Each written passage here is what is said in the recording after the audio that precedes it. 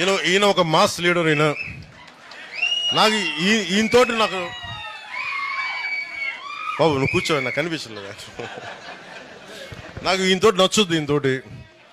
ఈయన ముఖస్థితి లేకుండా మాట్లాడతారు. ఈయన అలాంటి వాడు నిలబడితే ఎంత గట్టిగా నిలబడతాడో నాకు తెలుసు.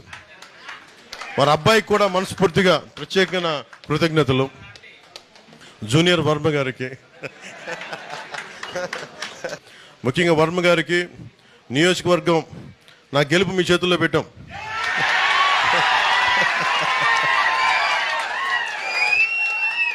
సో మనస్ఫూర్తిగా నాయకులు, తెలుగుదేశం నాయకులందరూ నేను ఒకటి చెప్తున్నా, గెలవాలంటే గెలవచ్చు, అలా కాదు కదా.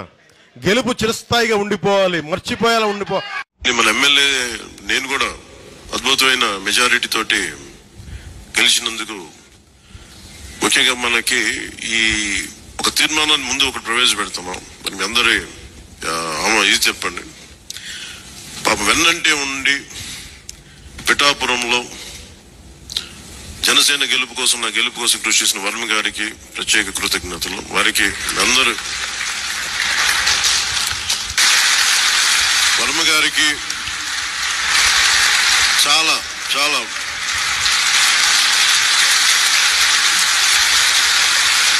వర్మ గారు